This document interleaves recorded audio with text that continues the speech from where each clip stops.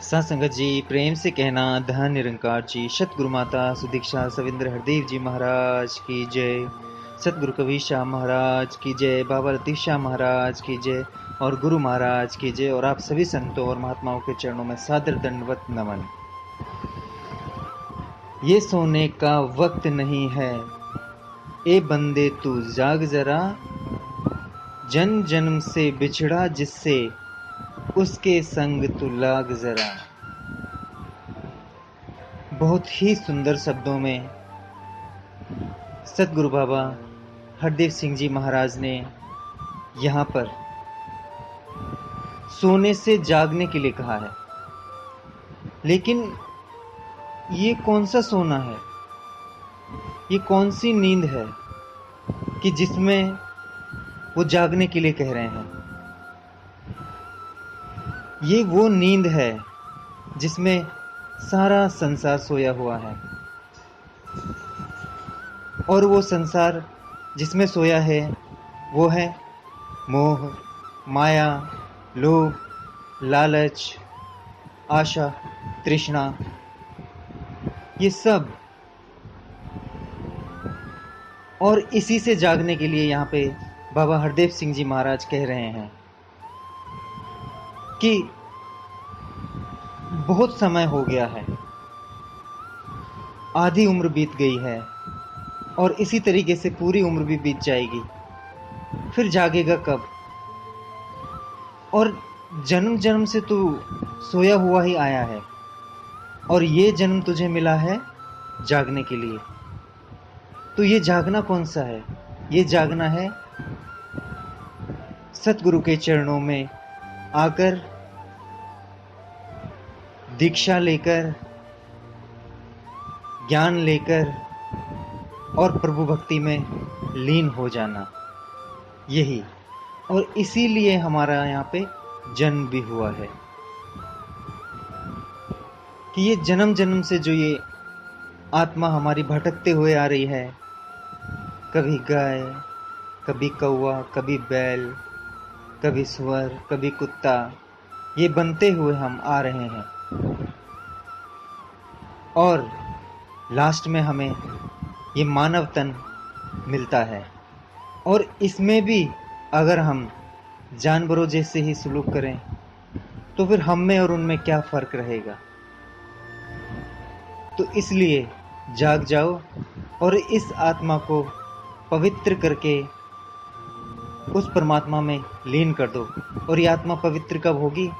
जब हम सतगुरु के कमल रूपी चरणों में अपने आप को अर्पित कर देंगे और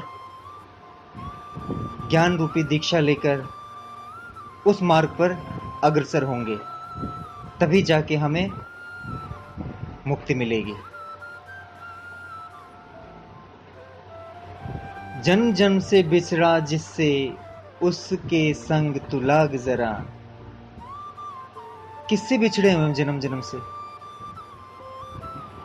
प्रभु से, जिसने हमें जन्म ही दिया है, उसी से हम जन्म जन्म से बिछड़े हुए हैं। जिसकी वजह से ये ज्योति जल रही है हमारे अंदर, आत्मा रूपी। ये बोलने वाला कौन है? मैं तो नहीं हूं। जो मेरे से बुलवा रहा है ये कौन है?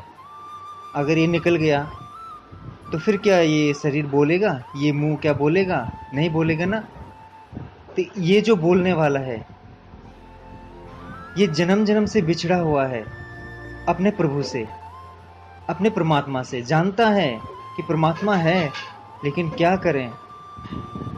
ये परमात्मा द्वारा जो रचित माया रूपी संसार है ना, इसमें ये आत्मा ऐसी लीन हो जाती है कि ये जो बनाने वाला है उसी को भूल जाते हैं। जैसे आपके सामने कोई सुंदर सी सीनरी आई, तो आप उस जो सीनरी को है, उस सीनरी को ही देखते रहेंगे और उसी में खो जाएंगे। वाह क्या बात है, क्या सुंदरता है। लेकिन उस बनाने वाले की तरफ ध्यान नहीं जाएगा, उसको नहीं खोजेंगे। आप सिर्फ क्या है कि उस कलाकृति को ही खोजेंगे। हाँ, जो उनसे थोड़े और ऊपर होंगे, जो थोड़े और समझदार होंगे, जो और थोड़ी ज्ञानी होंगे तो वो उस तस्वीर को ना देखकर उसके बनाने वाले को देखेंगे। तो यही है, जिसने हमें बनाया है, हमें किसके संग लगना है? उसी के संग लगना है। रंग बिरंगी इस दुनिया में क्यों खुद को उलझाता तू? नाशवान माया में अपनी क्यों है जान फंसाता तू? कितना सुंदर कि रंग बिरंगी दुनिया, ये जो दुनिया है रंग बिरंगी है, चारों तरफ इतने खूबसूरत।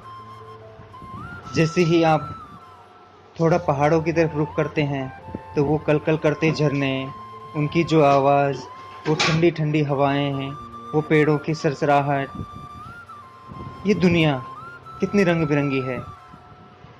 समुद्र की लहरों के देखते देखते अपना मन भी वैसी हो जाता है। और कई चीज़ें हैं इस दुनिया में, लेकिन क्या किया हमने? अपने आप को इस दुनिया में ही उलझा के रख दिया। इसी को हमने अपना मान बैठा।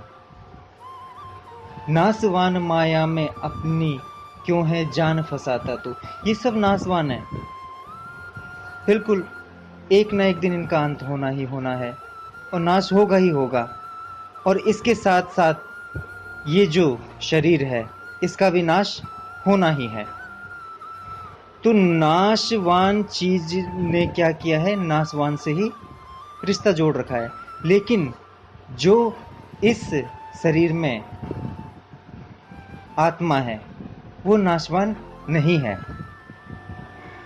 तो हमें इस नाशवान में रहकर उस अविनाशी को जानना है और उसके साथ ही अपने आप को मिला देना है। तन भी तेरा नहीं है, अपना इसे छोड़कर जाना है। तन भी तेरा नहीं है, अपना इसे छोड़कर जाना है। सही कहा, ये तन भी तो मेरा नहीं है। अगर मैं अजर अमर होता तो मैं कभी मरता नहीं। मतलब इस तन के लिए कह रहा हूं, ना कि आत्मा के लिए। लेकिन ये भी तो मेरा नहीं है, ये भी नासवान है।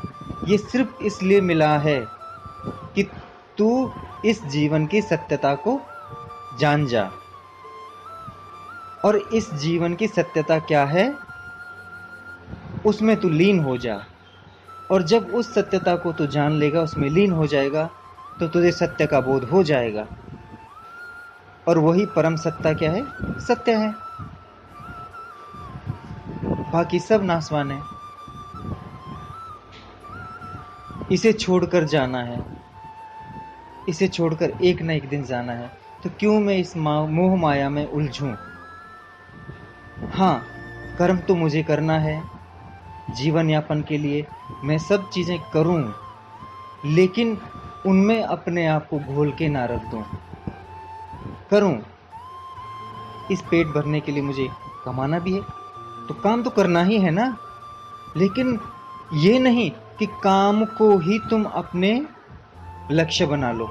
नहीं है तो ठीक है और नहीं है तो ठीक है, लेकिन लक्ष्य आपका क्या होना चाहिए? प्रभु नाम, सतगुरु के चरण।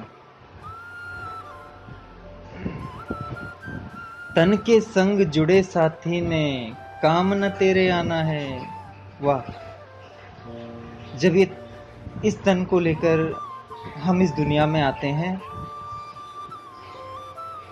तो जब वो बालपन होता है, जब पैदा होते हैं,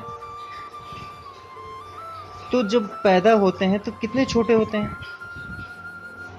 फिर उस रूप को भी हमें छोड़ना पड़ता है। छोड़ना पड़ता है ना, तो तब तो दुखी नहीं होते कि नहीं यार, मैं तो वैसे ही रहना चाहता था, मैंने उसको क्यों छोड़ा, ये छोड़ा।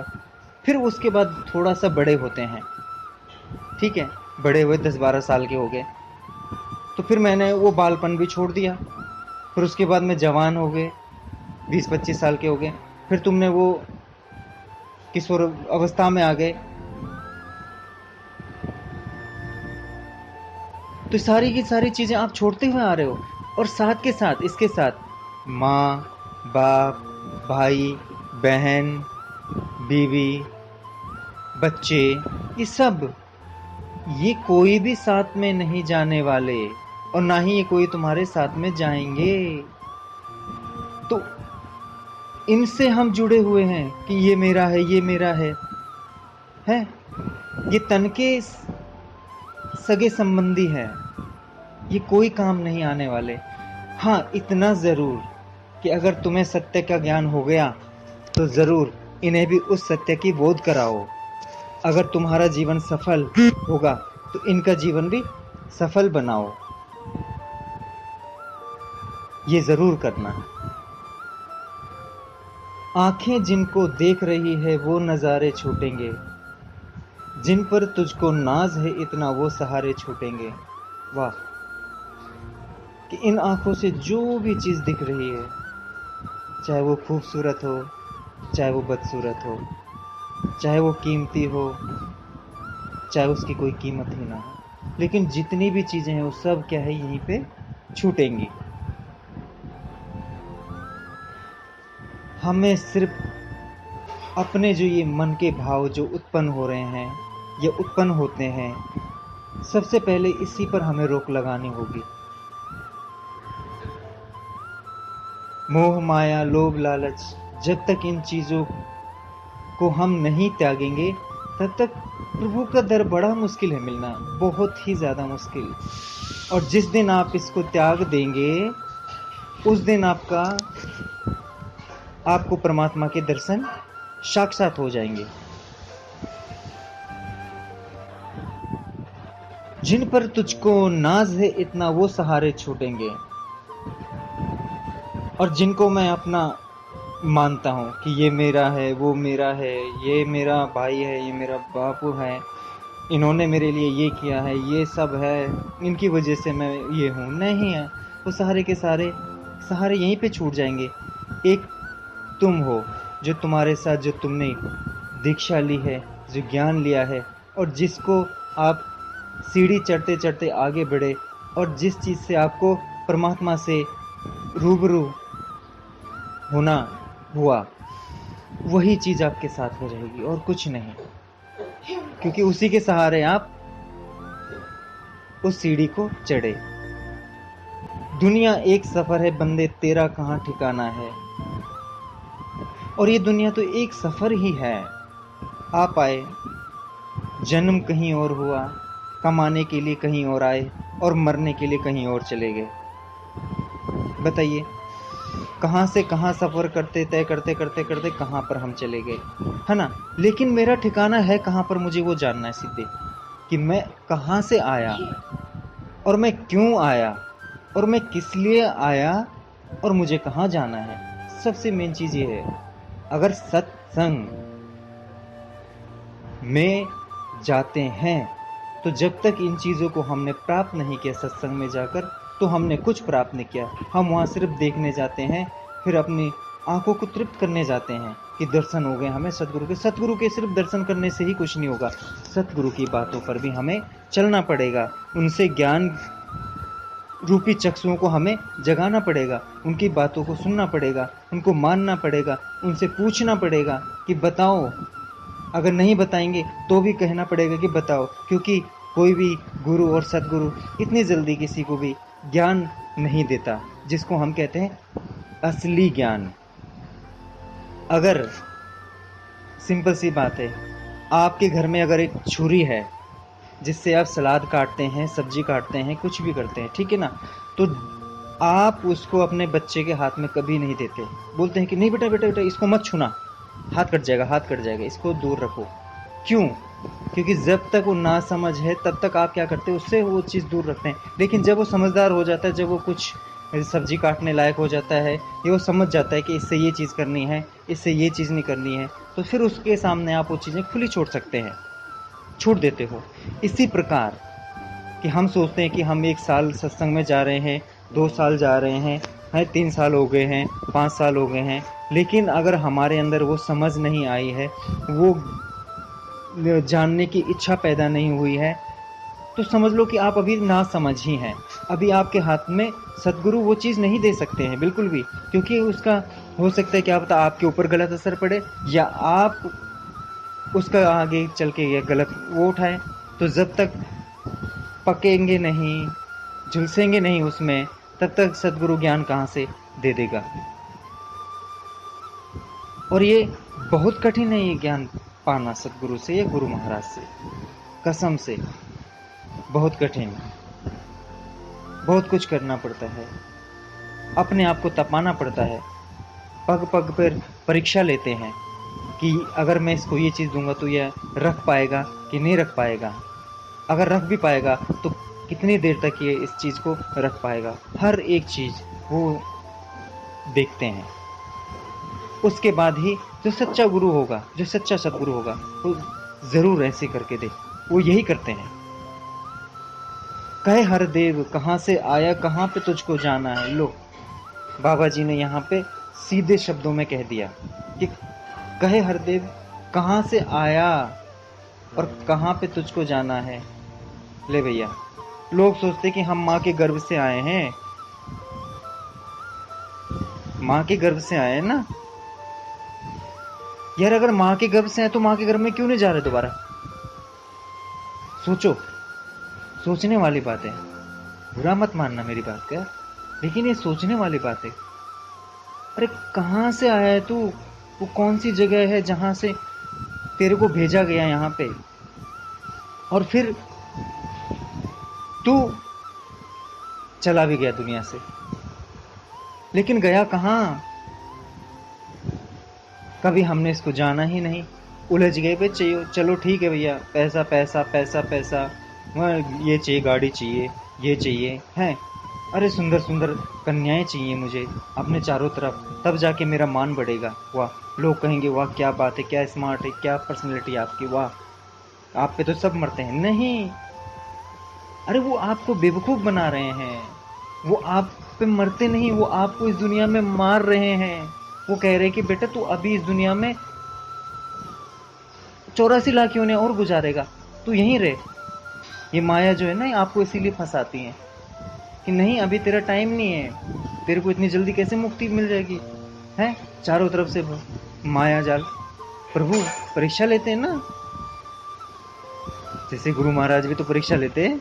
कुछ ना कुछ ऐसी चीजें करते हैं कि जिससे ये देखते हैं कि भाई शिष्य भटकता है कि नहीं भटकता, ये इसके काबिल है कि नहीं है। परीक्षा लेते ना इसी प्रकार।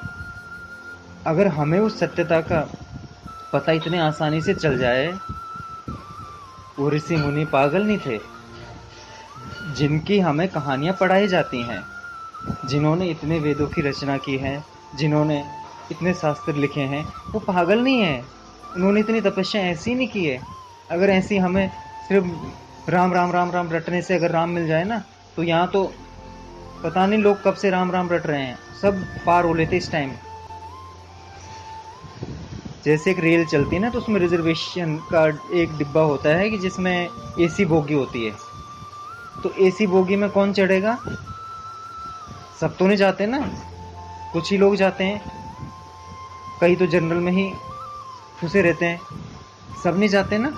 उसी प्रकार तो उसके लिए हमें उस काबिल बनना पड़ेगा। अगर हमें परम परमेश्वर के चरणों में अगर लीन होना है, तो उसके लिए हमें वही चीज़ हासिल करनी पड़ेगी और वैसा ही बनना पड़ेगा। तो वैसा बनने के लिए हमें बहुत कुछ करना पड़ेगा। तो इसलिए हमें अपना वो मार्ग ढूंढना होगा, खोजना होगा, पता करना होगा, जानना होगा और पूछना होगा। किससे? अपने सद्गुरु से, कि हे सद्गुरु मुझे बता, वो राह बता कि मेरे को कहाँ पर जाना है, और मुझे उनसे साक्षात्कार करवा कि जिनके पास मुझे जाना है। क्योंकि मैं उन्हें जीते जी देखना चाहता हूँ, ना कि मरने के बाद। मरने के बाद आज तक कोई नहीं आया बताने कि मैं वहाँ पे गया था और वहाँ पर आहा हा हा हा क्या स्वर्ग था, क्या मज़ा था, अरे नर्क था। नहीं, तो जीते जी जान जाओ। और जब जीते जी जान जाओगे कि मेरे को वहाँ पर जाना है, तो आप फिर कार्य क्या करोगे? वही कार्य करोगे कि जो वहाँ तक आपको लेके जाएगा। इसी के साथ धन्यवाद।